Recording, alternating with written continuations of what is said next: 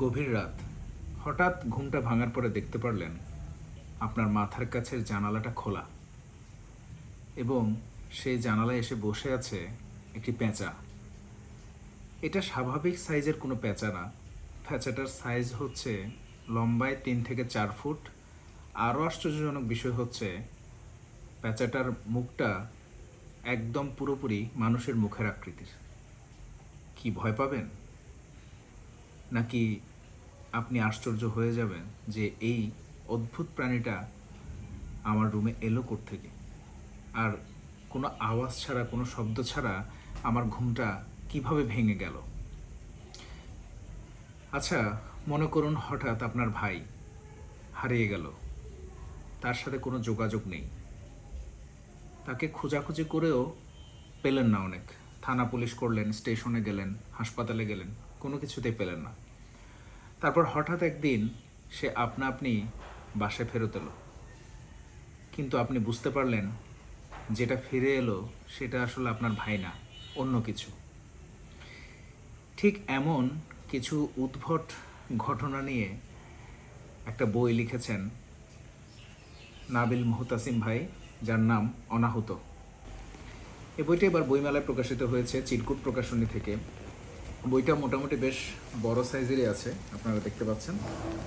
এবং বইটা আপনারা যদি নাবিল মুহতাসিম ভাইয়ের আগের বই পড়ে থাকেন তাহলে আপনারা বুঝতে পারবেন যে নাবিল মুহতাসিম ভাইয়ের একটা অনন্য শ্রেষ্ঠ চরিত্র আছে, সেটা হচ্ছে শিপলু সাহেব।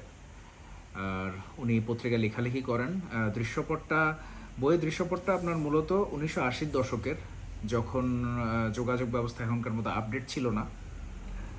তো সে সময়কার একটা ঘটনা, ওনার কাছে একসাথে শিপলু সাহেবের কাছে 2টা কেস চলে আসে এবং ঘটনাক্রমে এই 2টা কেস নিয়ে উনি ইনভেস্টিগেশন করতে গিয়ে দেখতে পান যে 2টা কেসেরই সংযোগস্থল এক জায়গায়, সেটা আমাদের দেশের নির্দিষ্ট কোনো একটা অঞ্চলে। আমি নাম বলছি না, বইটার ভেতরের ঘটনাটা আপনারা পড়লেই মজা পাবেন, সেজন্য নামটা আমি স্কিপ করে যাচ্ছি।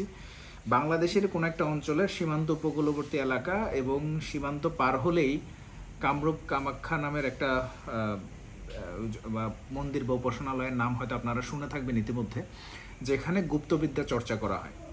তো আপনাদের কারো যদি এই ধরনের গুপ্তবিদ্যা নিয়ে আকর্ষণ থেকে থাকে বা কোনো ধরনের অনুসন্ধিৎসা মনের মধ্যে চেপে থাকে, আমার কথা হচ্ছে বিষয়টা যতটুকু সম্ভব লিমিটেশনসের মধ্যে রাখাই বেটার। কারণ শিপলু সাহেব এই বইটাতে ওনার আমার মনে হয় ব্যক্তিগত ওনার ঘটনাটা উনি উল্লেখ করে গেছেন, এখানে খুব বেশি আধিক্যতা লেখক করেননি। এবং এবারের বইমেলায় অনেক রিভিউয়ারই এই বইটাকে সেরা 3 বা টপ 3-র মধ্যে রেখেছেন। কারণ হচ্ছে বিষয়টা আমার কাছে ভালো লেগেছে, কারণ আপনি অন্যান্য থ্রিলার বা মিস্টেরিয়াস বইগুলো যেভাবে পড়বেন বা যে চিন্তা করে পড়বেন, সেটা এই বইটার গল্পের সাথে সেটা যায় না। কারণ এটা অনেকটা মানে আপনার জীবন থেকে নেওয়া বাস্তবসম্মত ঘটনাই মনে হবে আপনার কাছে।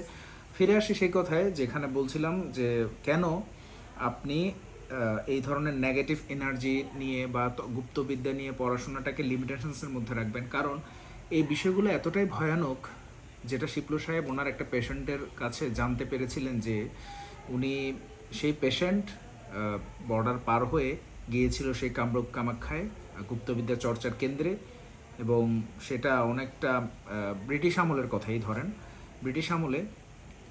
তো সেখানে গিয়ে সে এমন কিছু অবস্থার মুখোমুখি হয় যেটা পুরোপুরি অপ্রত্যাশিত। নিছক একটা টিনেজ বয়সে সে গিয়েছিল যে গুপ্তবিদ্যা চর্চা কেমন হয়, আমাদের একটা থাকে না আকর্ষণ যে এই ধরনের প্ল্যান চ্যাট বা যে শয়তানের পূজা, এই বিষয়গুলো নিয়ে একটা আকর্ষণ থাকে না, সেই আকর্ষণ থেকে গিয়েছিল। কিন্তু সে বুঝতে পারেনি যে তার সাথেই নয়, তার পরবর্তী জেনারেশনগুলো এই একটা ক্ষতিকারক একটা অনেক কিছু বলে ফেলছি, যাক, মানে একটা খুব খারাপ অভিজ্ঞতার সম্মুখীন হয়ে যাবে। সো পড়েন, বইটা পড়লে আপনারা বাকিটা বুঝতে পারবেন। বইটা অবশ্যই আপনার হাতের নাগালে যে কোনো অনলাইন বুকশপে পেয়ে যাবেন। আমি কয়েকটা বুকশপের ঠিকানা নিচে দিয়ে দিব আমার কমেন্ট সেকশনে। বাট বইটা মাস্ট রিড। হয়তো পড়তে আপনার প্রথমে ওই যে আছে না যে অনেকে খুব বেশি টুইস্ট পছন্দ করেন, সেরকম হুটহাট টুইস্ট পাবেন না। বাট যেহেতু আমি আবারও বলছি এটা বাস্তব জীবন থেকেই নিয়ে আমার মনে হয়েছে লেখকের, সো বা আমার কাছে মনে হয় জিনিসটা স্লো যাবে, কিন্তু আপনার কাছে অনেক দিন মনে থাকবে ঘটনাটা, আপনার ব্রেইনে অনেক দিন থাকবে। এবং মোটামুটি এতটুকু বলতে পারে যে শিপলু সাহেবের অনেক ইনভেস্টিগেশনের লাইফের মধ্যে অনেক ধরনের ঘটনা ছিল, কিন্তু উনি নিজেই স্বীকার করেছেন যে এরপরে ওনার অনেকটা ইনভেস্টিগেশন করার ইচ্ছা চলে গেছে। তো পরবর্তীতে দেখা যাক এই অনাহত সিরিজের কোনো বই নাবিল মুহতাসিম ভাই আনেন কিনা, বা আনলেও সেখানে শিপলু সাহেবের অনুভূতি কেমন থাকে। কিন্তু এই বিষয়টা মোটামুটি ওনাকে খুব ভালোই নাড়া দিয়েছে, এটা আপনারা পাঠকরা শেষ পর্যায়ে পড়তে গেলে বুঝতে পারবেন। আর খুব সুন্দরভাবে ভাইয়া ফুটিয়ে তুলেছেন নাবিল মুহতাসিম ভাই। আমার অবশ্য ভাইয়ার লেখা আগেও পড়া হয়েছে, কিন্তু এই বইটা আমার কাছে বেশ স্পেশাল লেগেছে, কারণ উনি খুব সুন্দরভাবে প্রাঞ্জল ভাষায় বিষয়টা ফুটিয়ে তুলেছেন। এবং সহজ না, কিন্তু মনে করেন বর্তমান জেনারেশনের হয়ে 80-র দশকের কিংবা ব্রিটিশ আমলের সেই সময়ের পারিপার্শ্বিকতা, সে সময়ের পরিবেশ পরিস্থিতি চিন্তা করে, বিচার বিশ্লেষণ করে, প্রযুক্তিহীনতার একটা অবস্থায় গিয়ে আপনি ঘটনা বর্ণনা করা, তা যদি আরও হয় গুপ্তবিদ্যা চর্চার রিলেটেড, তাহলে এটা কিন্তু আরও কঠিন বিশ্বাসযোগ্য করে তোলা।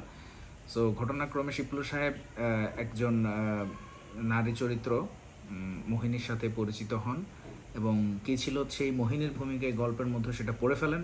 সো আর কথা না বাড়াই, ভিডিও অনেক বড় হয়ে গেছে অলরেডি, ক্ষমা প্রার্থী।